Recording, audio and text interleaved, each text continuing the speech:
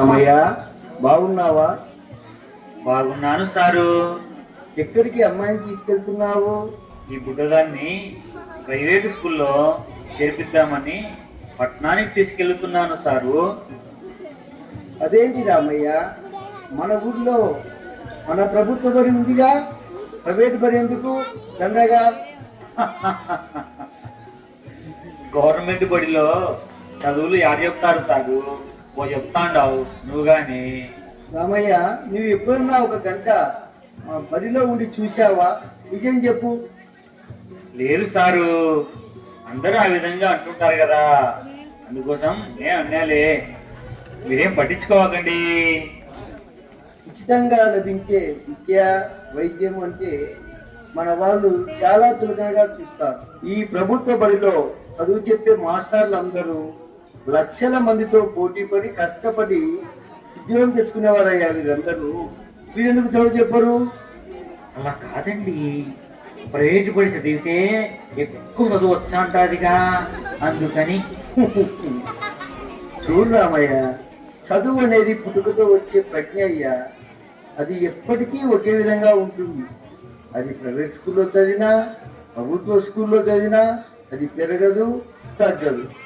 అంతేకాకుండా తల్లిదండ్రుల జన్యువులను బట్టి కూడా ఉంటుంది. ఆ ప్రజ్ఞ అనేది బంగారం, కంచు, ఇనుములాగా ఉంటుంది. ఇనుము ఎంత మెరుగు పెట్టినా కంచు కాదు, కంచుని ఎంత మెరుగు పెట్టినా బంగారం కాదు, బంగారం ఎంత మెరుగు పెట్టినా బంగారంగానే ఉంటుంది. బంగారు బంగారే కదా. అయితే ప్రైవేట్ బడిలో ఎందుకు చేర్పిస్తున్నారు అందరూ చెప్పు సారు. ఓ అదే రామయ్య, నువ్వు దొరుకున్న చొక్కా ఖరీదు ఎంత?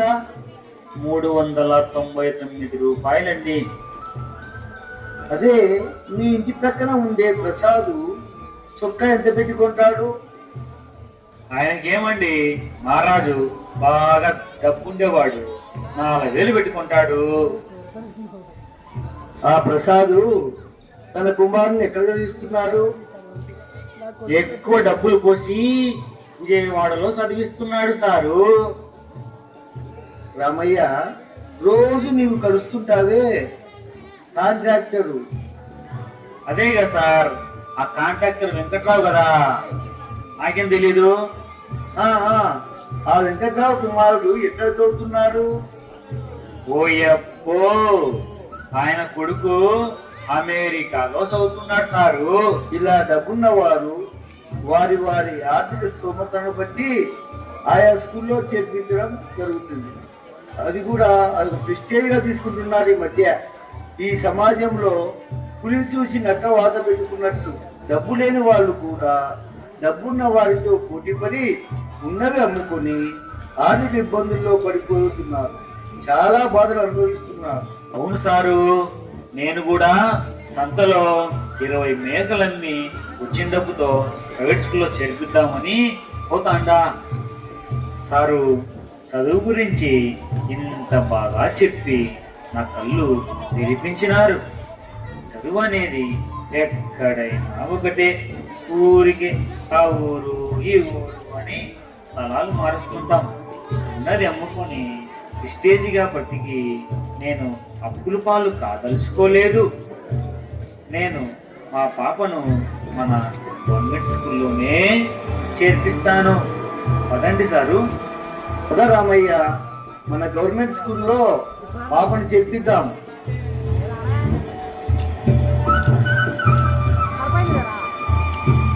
నమస్కారం పెద్ద సారు, బాగున్నారా? బాగున్నానయ్యా, మీరు బాగున్నారా? బాగున్నా సారు, మా పిల్లను బడిలో చేర్పిద్దామని వచ్చినాను సారు. ఓకే, చాలా మంచి పని చేస్తున్నావయ్యా. పాప, నీ పేరేమిటి? నీవు అడ్మిటెడ్, రేపటి నుండి బడికి రావచ్చమ్మా. Okay sir, thank you sir. Sir, వస్తాను. మా పాపకు బాగా చదువు చెప్పండి. ఓకే, ఏం పర్వాలేదు. మీ పాపను మా కన్న కూతురులా చూసుకొని చదువు చెప్తాం. ఓకేనా రామయ్య? అలాగే సారు, ఇక ఉంటాను.